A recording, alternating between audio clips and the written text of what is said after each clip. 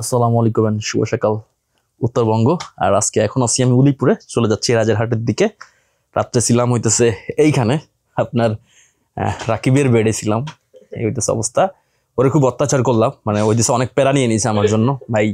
যে খাবার দাবার করছে আন্টিরা মনে হয় কি করে প্যারা দিচ্ছে আল্লাহ জানে। এবং এখন চলে যাইতেছি, এখন আবার গরম দুধ নিয়েছে, এই জন্য আবার 10 মিনিট ওয়েট করতে হবে গরম ঠান্ডা হওয়ার জন্য, তারপরে খাইতে হবে। এই হইতেছে আপনার।